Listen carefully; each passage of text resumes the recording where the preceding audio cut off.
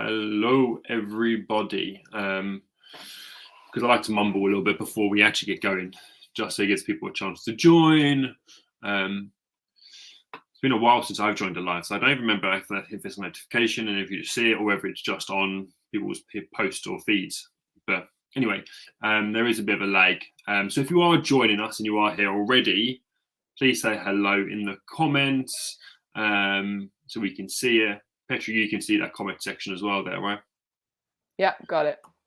Wicked. If you have any questions or anything you want to ask or have any issues within this subject yourself, please put them in the comments and we'll get them answered. And we'll do our best, obviously, and Petra will smash it as she always does. But anyway, let's get started. We're a minute in. If there's any issues audio-wise, also just let us know. Otherwise, here we go. Hello, Petra. How are you? Hey, happy World Mental Health Day. Week. Yeah, week. Life. Yeah, life, general, every day. Good to see you. Thanks for joining me today. I'm looking forward to hearing all your advice. Obviously, me and you chat regularly, so I know a lot of the bits you'll give, but I think being able to share this for other people to learn from and take some advice away will be wicked. Hi, Aramdeep, and hi, Liz. How are you? But before we get started and get into this subject, I'll give a quick introduction to myself, because I know there'll be people which you will have on here through your connections. So my name is Richard. I'm the director of a company called Employees Health. You should think I've marketed it a bit better. We are a full-ranging wellbeing company, or educational wellbeing company. We help people improve their health and wellbeing through practical actions and behaviours. We focus on mental health, physical health, financial wellbeing, and the workplace. We do that through education and activity, basically. Anyway, that's enough of my boring side and my spiel. So it'd be good to obviously hear. Today I'm lucky enough, I'm just mumbling. You can tell I'm just kind of done so much talking over the last couple of days. It's been quite a week. It has been quite a week, hasn't it? But today I'm lucky enough to be joined by my friend. I'm lucky enough to call her a friend, Petra, in however you say that, and I'll let you pronounce that correctly. We spoke about this on Tuesday, and I said I'm not going to be able to pronounce your name. Petra, who is the founder of PVL and the CEO of PVL, which is a mental health and work company, and has been doing this for a while, and is a perfect person to talk about mental health and the strategic approach in how you can put it into your workplace. So to stop me from talking, please, Petra, introduce yourself, introduce PVL, and then we'll get into a bit more of a detailed story of you, blah, blah, blah. Sounds good. Thank you, Richard. And yeah, we've known each other a little while. Welcome to people who have joined us. Nice to see you. It's Petra Velzeboer. Yeah, there's a little Velzeboer. There you go. Velzeboer, there you go. Slips off the tongue, doesn't it? Well done. And yeah, CEO of PVL. I've got a psychotherapy background, coaching background. Have worked in the well-being and mental health space for over a decade now. That's showing my age a little bit, but started in youth mental health, moved into kind of corporate well-being, the EAP sector, and then got pretty frustrated that people were advising other people how to be mentally healthy or how to live their lives, but were often toxic on the inside. And so that's kind of what sparked me to start my business, was thinking, was it possible to actually do the things ourselves and create the culture ourselves that we were teaching other people to create? So of course, it's always a work in progress, but that's the bit that I'm the most proud of, is the things that we are doing as a culture. And then that enables us to almost test case things as the world of work changes in order to then help and advise other people as well, in a nutshell. Yeah, perfect. Thank you. It was interesting, as you said there, the test case things, because ultimately this is still relatively new within the workplace, and it's still relatively hard to measure. That actually sometimes it is, we are testing bits and pieces as we go, right? We are. And I think not everybody, many people, leaders and managers included, are acting as if they are experts in hybrid working and the new world of work and this whole thing. But the reality is nobody is an expert in this new world of hybrid work. we have tips, we have skills, we have ideas, but really we're all kind of making it up as we go along when it comes to like, ooh, what works remotely? What's the percentage amount that we want to be in person versus remotely, that sort of thing. And so I think if we take that stance a little bit, then we can just sort of support each other to figure out what works best for us, because every company is different as well.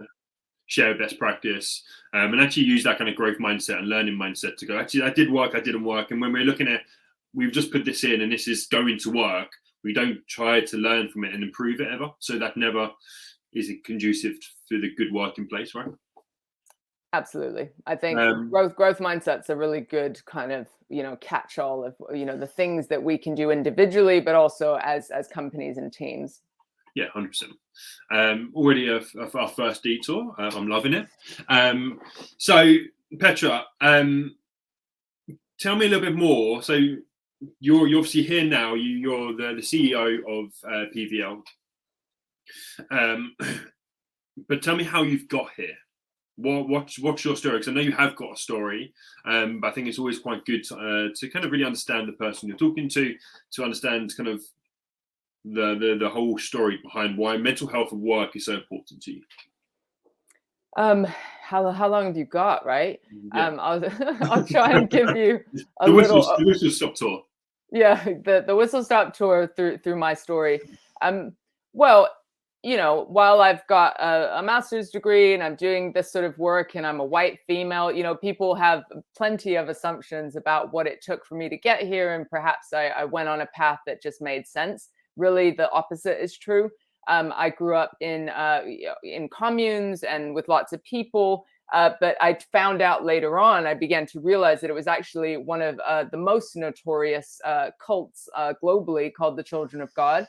I once read a book, must have been in Waterstones or something, and it said most notorious cults or something, and it literally had kind of the top 10 or the top 100, whatever it was. It was the top 100, and I believe, don't quote me on this, but the Children of God was number 21 or something of all the most notorious cults, some of which ended up in group packed suicides or violence or whatever. Anyway, so there's lots of assumptions about what it was like as well. And some of it was a good experience. Like there were lots of kids my age. We had a shared purpose. There was always music. There was, shared routines and goals and a sense of community. But there was a dark side as well, which was around the belief systems, toxicity. The world was going to end. We didn't go to school as kids, so because why would you if the world was going to end? So we certainly didn't have the tools given to us to make it out in the real world. And then people who did sort of leave or go out into the real world who didn't have education or tools often ended up turning to the dark side or having poor mental health, which was used as a lesson or propaganda to keep people in, because they were like, oh, if you leave and if you do these sort of things, bad things happen. And very much putting poor mental health onto the individual as something that was their fault, rather than a result of the system, the environment, and that sort of thing. So as I journeyed through my own life, leaving that setup, having a child when I was sort of 23, I descended myself into depression, alcohol addiction, a whole host of things that led to my own kind of rock bottom moments and thinking I wanted to end my life. And so mental health for me started with the personal journey, as it does for many of us. It was how do I survive? How do I invest in myself? How do I stop repeating the cycles of trauma to my own kids and to just try and live a decent or good life and learn the tools myself? So that was how it started. And then as I figured it out and became more sort of balanced, fulfilled, and leading a better life myself, I then skilled up, did go to night school and figured some of this stuff out, and then realized that lots of companies have very much the same sort of risk factors as how I grew up, right? Yeah. Which is you start with the idealistic founder who's got the big dream and draws people towards that sort of vision. And over time, as you get that layer of like middle management, the next layer of kind of people, you now need structures, policies, processes, things get missed, misunderstandings arise, egos are part of it, right? And you then suddenly have this more toxic place that people are burnt out and leaving. And so I guess from my consultancy and kind of keynotes and stuff, making that parallel can feel a bit striking for people, but a lot of them go, oh, have you met my CEO? And you think, oh, I might be touching on a nerve here. You know what I mean? So again, that is the whistle stop version of what led me to being involved in mental health myself. Yeah, I think there is a lot to go into there. I mean, we could probably reconvene at another point just to talk about your upbringing, right? And what that would be like. But we aren't here for that. Nope. But thanks for sharing your story, and hopefully people understand kind of why you're so passionate about it and what you're doing. But before we get into some of the nitty gritty about kind of creating that wellbeing approach, or the mental health approach especially, why is it in your eyes so important that companies are focusing on mental health at work? I mean, I think we've all seen through the pandemic and, the times where, the workplace is people's living rooms or bedrooms or homes, and we can see into people's lives in many cases, that not only has our connection, increased, but also because of, the stresses that have going on, people's mental health has been affected, and it's affecting the bottom line in the workplace, right? So that could be through absence, it could be through burnout, it could be through talent retention. So people are just leaving, and so you now have this problem in your workforce that is affecting you doing business. Whereas before, people could more cleanly separate out, workplace and home life. And, you should recover from work outside of work rather than actually find workplaces that are healthy and good for your health and mental health. And so I think we've all seen and we've all experienced personally the struggle that has come with the times that we're in. And so there is this opportunity as the world of work changes to look at mental health differently as intrinsic to our business objectives, and as something that affects all of us. It's no longer just the percent that you can't see or that are struggling or in despair, this classic view of mental health that kind of perpetuates stigma. It's the successful person. It's the loudest person. It's the most senior person. It's the introvert. It's the parent. It's the person with a sick parent, All of these people are experiencing mental health and that fluctuation on a daily basis. So why can't we create open conversations and narratives around good mental health, and how do we create environments to thrive? It's just affecting everyone. Yeah. The whole time through that, I was thinking, why is it taking so long? I mean, ultimately, I know we have been working from home, and I know that the hybrid and working from home model can create loneliness, especially through pandemic. But why is it now that we're focused on this? Because people were still suffering with this. People were still suffering burnout, but just maybe not realizing it because they were being asked to work in the office for 15, 16 hours. You look at those kind of people. Why is it so important now? And it was interesting. I was on a panel this morning and somebody said this is a new topic that has only come out because of the pandemic. And I went, no. Like those of us in this space, we've been in it for decades or more, slowly moving the needle and the dial on stigma, on noticing male suicide, on the high, depression was the leading cause of disability worldwide before the pandemic, according to the World Health Organization. So all of this stuff was there and was happening. And it's because the pandemic has been like a collective trauma, to put those words on it, a collective experience that happened globally. It could not be ignored. It affected all industries, all businesses in some form or another. That it seems to the layperson that suddenly mental health became a thing, right? Yeah. But suddenly we just saw into each other's homes and we're all affected by it, no matter what background we came from or what country we were in. So this was this shared experience that then made us notice that the connection between burnout, suicide, depression, presenteeism, so people being at work but not actually being effective, and it suddenly became a business issue that was more prevalent in the news. But before the pandemic, there were already reports being done about the cost to businesses of poor mental health and of focusing on the crisis end and not on prevention. So, it's just gotten a more of a global stage. That's all. Yeah, and I completely agree with you. I completely agree with you in regards to the fact that actually it was something there beforehand, but all that the pandemic has done, and this is a silver lining for people like me and you, right? It's actually just showcased actually how important somebody's well-being is, because now people care about it a lot more. They recognized and they've had time to reflect on what's important to them, and when they have the ability to thrive and not thrive, or they've been through an experience and suffered, they actually don't want to do that again. So now their workplace is important, or whatever it might be. I think it's just brought to light that compared to maybe just working through it as much as they can and not being self-reflective. And there's still businesses who are trying to ignore it, or who are doing the tick boxy bit rather than the genuine bit, who are throwing money at the problem through benefits and genuinely using mental health in a PR stunt kind of way. Like, this is what I'm seeing some big companies do. And, I'll do some keynotes and to the top leaders and just show, like, this is what you think mental health is. And I'll, outline benefits, HR and their resources, apps, tech app, and they'll all nod and, kind of, backslap each other thinking, yes, we've got this right.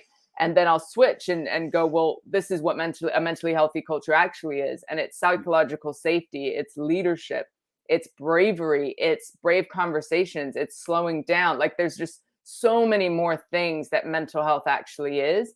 And so it's great to have resources, but if you don't have the other things, those resources are going to have low engagement, which is what we're seeing in the workplace now. Yeah, and I think whenever I talk about well-being, and I suppose because I come from a well-being piece more so than, mental health fits into that, but very much a well-being as a whole, that well-being at work is something different to personal well-being. Personal well-being is the stuff we have to take account for, right? It's how we feel. Well-being at work, or mental health at work, is a culture, the workplace, and how that encourages and supports mental health. And what that does to make sure that somebody is thriving or not in suffering or being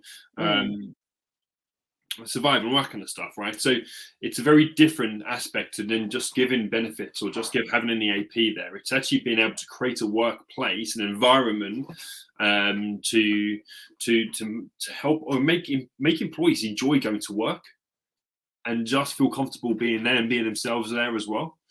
That's what, for me, mental health and well-being at work means, more than just our own personal well-being. Because we have a percentage of, we have to look after our own personal well-being through the actions and behaviours we take. But the workplace is very different. Would you agree with that? I would. And why can't we invest in our well-being personally as part of our work day?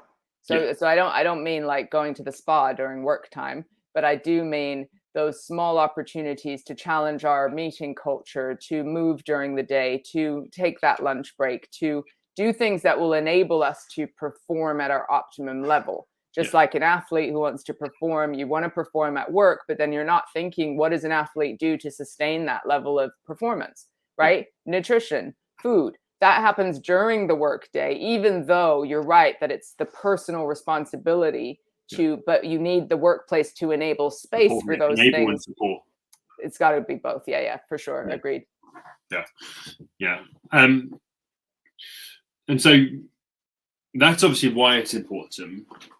What are you seeing companies doing? I know you've mentioned it already a little bit about tick boxing and PR type things. What are you seeing companies?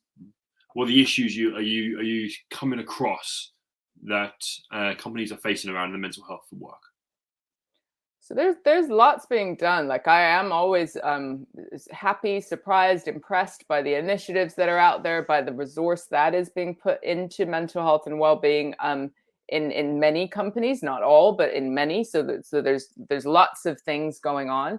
The challenges that we're seeing, the buzzwords, right, are the great resignation. So it's like people weighing up more than just their salary when it comes to staying in a company. So it's not just about throwing more money at the problem. The companies with edge have things around culture, and people are staying because they enjoy it, or it's fulfilling, or they're in the right fit for their job, right? There's a variety of things that keep people staying.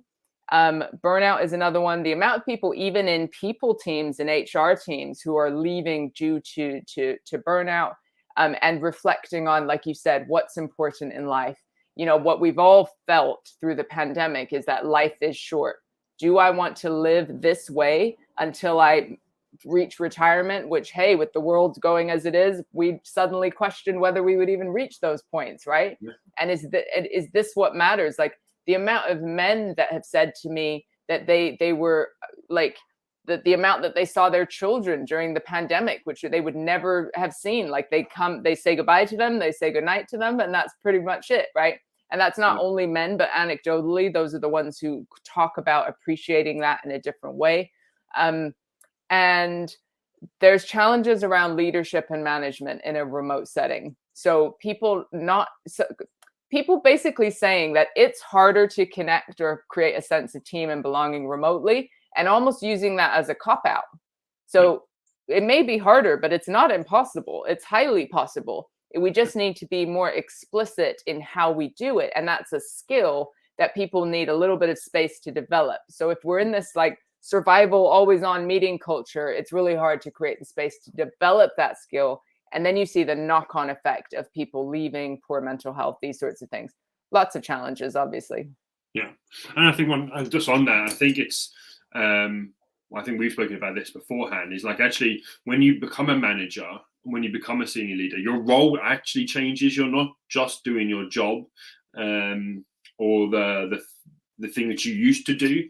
You now have to look at it as, I'm a manager, and part of my role might be a bit less of what I used to do. Maybe what I'm really good at is actually to be a better manager and make sure you're there as a support network. So we're looking at the issues and what people are doing. What have you seen? Like the key things what a lot of companies are doing now, which you think, okay, it's pretty good, but we could improve on that. So lots of companies have either mental health first aiders or mental health champions, allies, whatever you call them, ambassadors, right? So they have these key people in the business who might be passionate, who want to help create change. So that's great to see so many businesses having this group and harnessing this potential. But the question is, are they harnessing the actual potential of the group? Because what I've seen is they've got the people. And then if I dig a little bit deeper, I find that, the branding around well-being or mental health is, when you're struggling, go to this person. You might not know this person. You might not even identify what your struggle is. Like, at what point do I go to this person? Is it confidential? What is the purpose of this? What's the stigma in your culture? Because these are global companies often when it comes to mental health. And so I'll ask some questions like, that's great that you have this wonderful network. I'm just curious, do they talk to each other about their mental health? And often the embarrassed answer is, oh, no, they don't. And I'm thinking, you are missing a trick, because these are your passionate people that, if you fanned the flame of their passion, could actually help create real cultural change. But instead, they're put in a box with very little oxygen, saying meet once a quarter or once a month, or worse, just wait and for people to come to you. Nobody does. Their morale dips. They're thinking, why am I even doing this? Or they're doing lots of tasks in their meetings connected to tick box initiatives, and then burnt out themselves. So that's the one thing so many people are doing that could be 10x and really create impact if they're if done in a more useful way. Yeah. Secondly, we've got lots of apps and benefits and resources, but they're tucked away on an intranet. Again, there's fears about confidentiality, and we're not doing mental health and well-being as part of your daily behaviors in all aspects of the business. That's the kind of stretch zone that I want to see next. So it's like great that you've got these benefits or these champions. So what if it doesn't impact the intrinsic conversations and connections and daily work practices within the business? For sure. Completely agree with that. So I think obviously hopefully we painted a slight picture of kind of why mental health is important, maybe some of the issues we're facing as businesses around building a mental health plan or strategy, or even just creating a better culture, right? Like you can look at it as we're having a plan and strategy, but actually ultimately we're just looking to create a better culture. And the title of this is a strategic approach to mental health. So let's begin to look at that. So how do you start in it and begin to create that mental health plan or strategy at work? So some people are doing this, some people really aren't. So some people are like throwing initiatives at the wall and seeing what sticks, right? Fine. If that's where you're starting, good luck to you. Start to gather the impact of those initiatives, because that will inform a strategy. A strategy is not just a dusty document that sits in the cloud and you check on it once a year. No. I have seen the most complex strategies as well that cover every nuance connected to health and safety, for example, or connected again to the risk of poor mental health. And it's like 80% focused on that and a very small percentage focused on prevention and culture and where the mental health lens kind of meets all of those things. So your strategy should be simple. I talk about global strategy, localized action plan. So that could be national strategy if you're a bigger business and have several kind of offices or locations, but localized action planning. So again, what is the blue sky thinking of what a mentally healthy organization looks like? Where are you trying to get to? We focus so much on what we don't want or how we're going to mitigate against the risk or the bad thing. What are we going to do when the bad things happen? And we forget where we're headed. Like, what's our North Star? What is a mentally healthy business in this industry sector with this age range demographics actually look like? What's an inclusive mental health culture? So what we do at PVL is try and help people zoom out, look at their data and that they already have. So like, it's not about reinventing the wheel, but it's about creating the story with what you have so that you can then report this to your senior leadership and make this a business imperative rather than an HR function. And I love people teams and HR. They do wonderful work and are there for the people and for the business. It's a challenging role. However, mental health has to be a business imperative if you're going to really bring your strategy to life. So that's the bit that I like to help people with is how does this filter down over the years, right? It doesn't have to be immediately into policies, behaviors, leadership, management, the whole range of things. But, I think we're coming to a time in history where having a strategic imperative around your mental health and well-being of your people is becoming crucial if you want to solve the challenges around talent retention and those sorts of things. Yeah, I completely agree. And I've made a couple of notes just so that I don't forget, because obviously there's so much kind of to think about. But it is, right? And I think that's where people are struggling, is to get. I speak to, because like you, we're going to speak to so many HR directors, HR team members, people are people too. Yeah, people are people too. Yeah. Put that in a sentence somehow. Yeah. And then you're speaking to these, and they're so busy right now because there's so much going on. Where actually, when you can get this as part of the business rather than just a HR function or a people function, that they need to create this plan, and actually it just becomes the culture is obviously imperative and the key aim. But how do you do it? Have you got any ideas or any suggestions on how people do that? There are so many numbers and statistics out there now that start with the business case, right? So why does this matter to the bottom line of your business?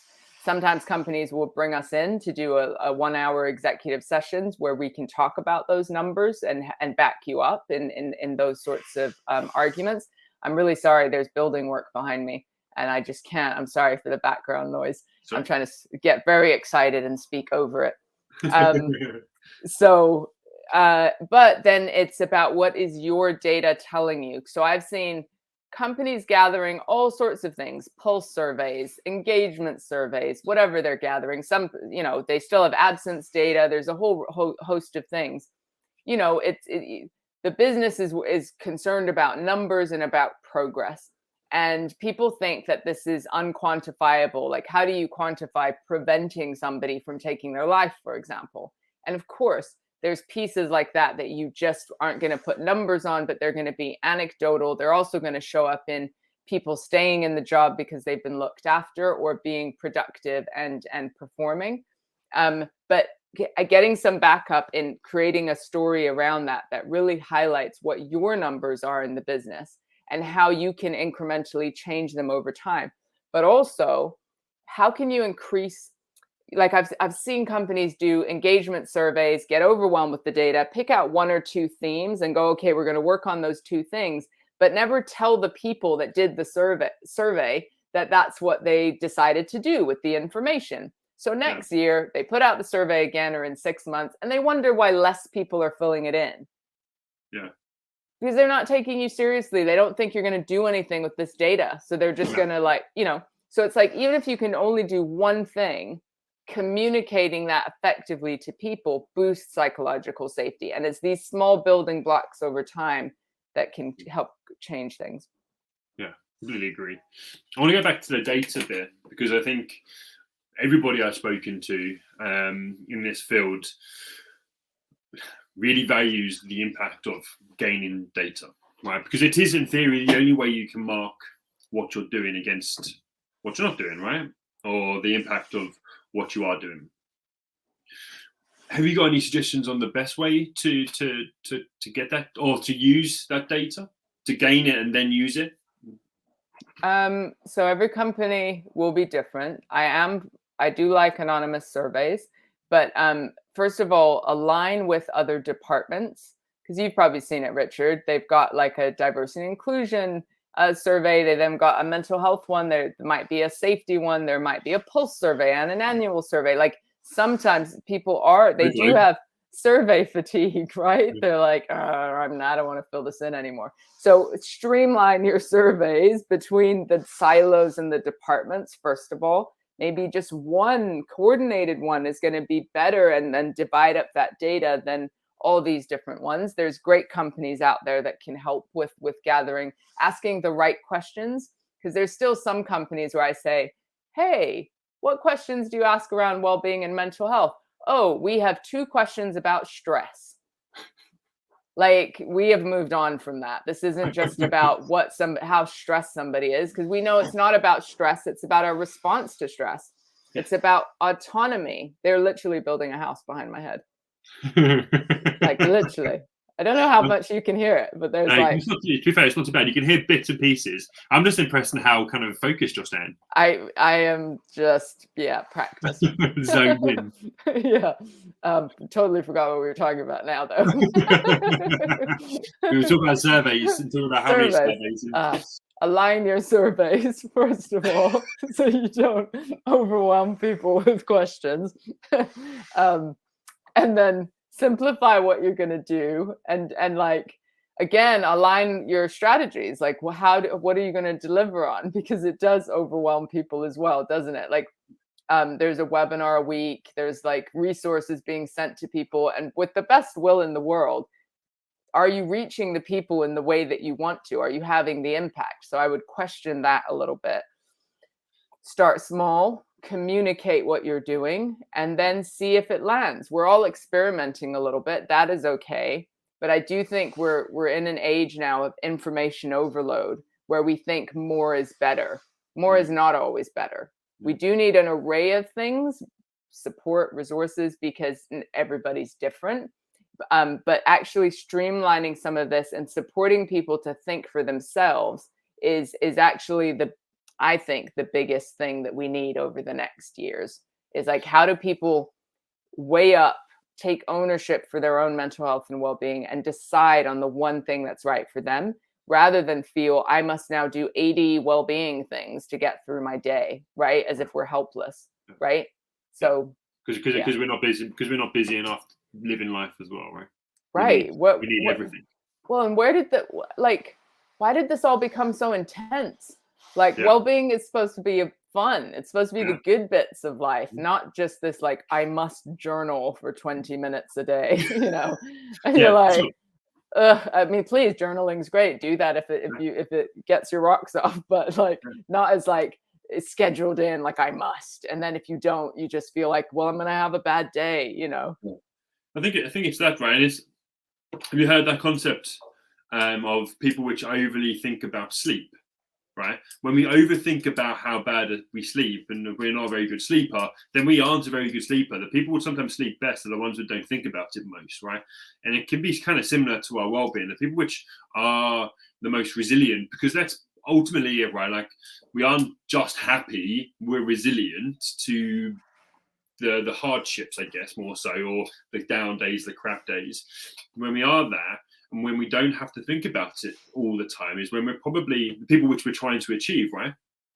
So maybe if we focus on it too much and trying to put too much into our day, we're overloading ourselves and burning ourselves out just by trying to be happy. Agreed. I think so. I do think we need conscious awareness of our work day, because to not think about it is to just go along with the habits of like meeting culture, and some of them are pretty unhealthy, right? But again, what are the 5-minute wins? How do you top and tail your day? What are your boundaries? It's just like what works for you, and that can change over time. Yeah, I think, and I completely agree there. It's the overload of, okay, you need to do this, and this, and then the one thing I get, me, I come from the health standpoint, is that there are some basics within life that we need to do to be healthy and happy, right? Yeah. There were just some basics. How can you put those basics into place? Once you've got those basics, and we both know that is sleep, exercise, and we take self-reflection, self-worth, right? Would you add any more to that? I was just thinking of the nutrition side and sleep, and but your core basics for sure. Yeah, the Maslow kind of hierarchy of needs, looking at that piece, the belonging, the connection. Yeah. Once you've got that, once you focus on those basics, anything else you can do on top of that is brilliant. But if it doesn't work for you and there's too much hassle, too much stress to do it, then don't do it. I would completely agree. When we get the basics right, our brain usually balances out. And then, of course, we have to think people like me who've experienced trauma, who've had maybe role models that were not healthy. So our mindset might be a bit skewed. So we can't always believe our thoughts. And that's actually a skill that I would add into that, especially for people who maybe don't have a healthy baseline. Is like learning about your thinking patterns can help you think differently, or rather action those thoughts in a way that's healthy. So like the more you can learn about that, the better your performance will be, and your happiness as well. Quick detour on there. Is there anything you would suggest to go and learn? Is there any books you would suggest that you go and read that book? Or yes, Time to Think by Nancy Klein. Because that's really about learning to think for yourself and creating that space for others. I mean, it's not often these days, because I've read a lot of books that I go, holy shit, everyone should read this. This is a book where it was hilarious. I was at a very terrible party. I don't drink. So everybody was like raging, drinking, but I had to be there for a while. And I was like, oh, God, give me patience. Knows every alcohol-free person knows what I'm talking about.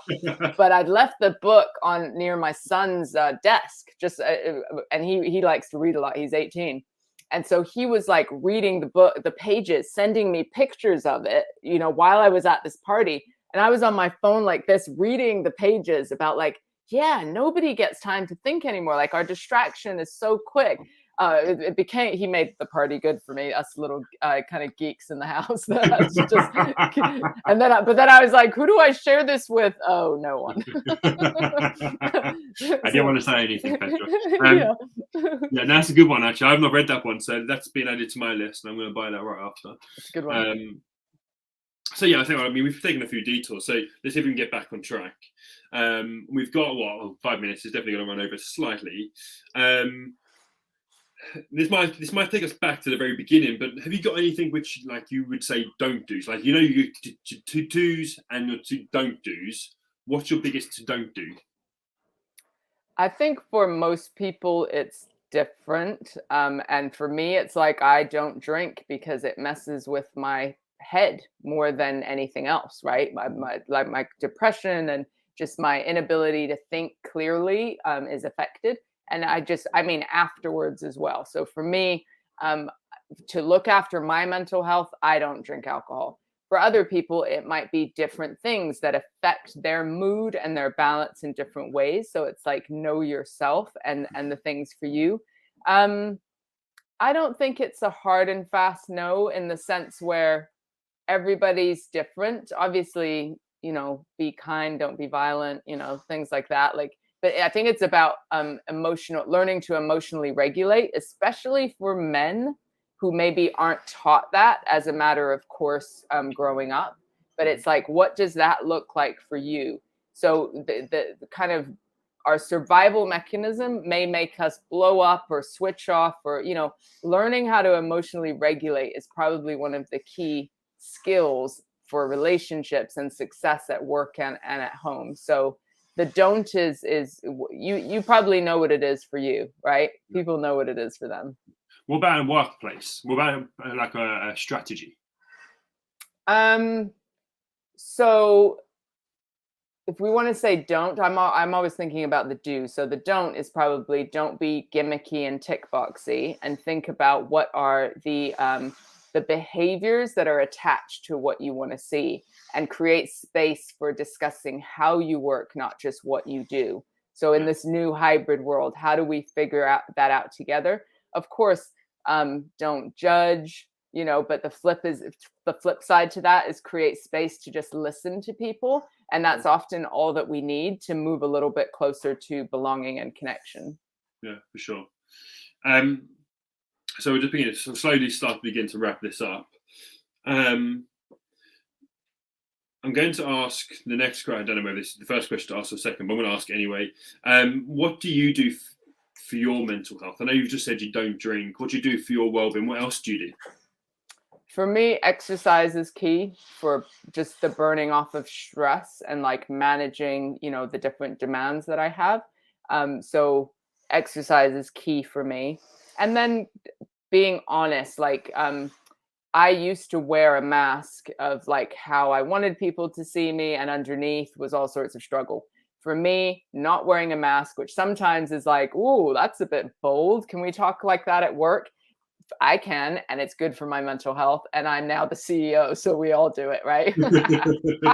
I've created a world where this is okay, and I think it should be okay. But for me, it's crucial to me to be honest, and that means sometimes my brain will trick me, and I'll be back to like, ooh, let's protect myself by not saying that bit or wearing a bit of a mask, and I'll immediately feel it in anxiety levels, in mood changes, just different physical health elements. My back will hurt, or I'll get headaches. And so for me, the like non-negotiable is to live my truth. Yeah. And that's good for my mental health. Yeah. I think, great tips. It's good to see, obviously, you're looking after yourself as well. It's nice to hear that everybody I ask this question to uses exercise as one of the main ones. Thank you. Just get Richard involved if you need help. And then, so we'll go back to the strategic look at mental health and creating a better mental health at work. What are your top 3 tips for creating better mental health at work? Have a strategy and underpin that with behaviors. I'm going to count that as 1. Create psychological safety, and check out the book by Amy Edmondson, The Fearless Organization, if you want to know more a bit. Have you got that one? Hey, shameless plug. Very good. A good one. It's not our book. Shameless plug that neither of us had any money out of. No, none at all. It's a good book. So build psychological safety and take radical responsibility for your own mental health. So I will do a shameless plug. If you put my name into Amazon now, you will see my book that is coming out next year, which has the angle all about taking responsibility for your own mental health in the workplace. I know. I'm so excited. So excited. There you go. I think that was a wicked chat. I'm hoping everybody has taken something away from there. We've taken a hell of a lot of detours. We looked at mental health both from a personal standpoint and a work standpoint. And I'm hoping that people can walk away and understand a little bit how to create strategy, the importance of creating a better culture, how to use data a bit more within your workplace to show the impact of what you're doing, to understand what you need to do, but also kind of get buy-in from CEOs, etc., etc. So yeah, I think we covered quite a lot there, Petra. I think we did. Good job. I like the way you're now going on mute every so often. I love it. That's even more control. I'm trying to do what I can do. I literally can hear the builders' conversation that's right behind me. They're like, we can't hear anything. You can't. Okay, fine. You're doing all right. Fine. If people do want to reach out to you, Petra, what do they do? LinkedIn is my happy place, which is probably where you're seeing this live anyway. So DM me, let me know, that you saw it. But also, if you want to know more about strategy, how to do that effectively in the workplace, I'd be happy to just spend some time chatting to you. Yeah, sure. Count me in on that as well. If you want to have a chat with Petra, give me a shout if you don't know how to find her. Petra, just can you give us the title of this book, or are you just saying go onto Amazon and type your name in? Well, that's the challenge, is just type my surname, right? It's called Begin With You, How to Invest in Your Mental Wellbeing and Satisfaction at Work. It's got a long tagline that I just don't always remember correctly. But if you type in Begin With You, Petra, you will find the book. Yeah, don't try to type in her last name. I mean, good luck to you. I urge you to experiment. But I think I'm the only one out there that has this name with this book, so it's an easy find. Yeah, for sure. Thank you, Petra, for giving me 45 minutes of your time. I appreciate it, and thank you for sharing so much wisdom. And for everybody else, thank you for joining us. Please reach out to us, comment on the post if you've enjoyed it, etc., etc. Hope you all have a nice weekend. We got at the moment. I've got the next chat booked in November with Nicholas Gemetta. I think that's how you say his name. Do you know Nicholas? Not sure I do. So yeah, that'd be an interesting one, talking about mental health still. And then I'm hoping to get a couple more booked in. But keep an eye open for your invites on LinkedIn or the posts coming up on mine as well. So thanks for joining me, Petra, and thanks everybody else for listening. We will see you all soon. Bye.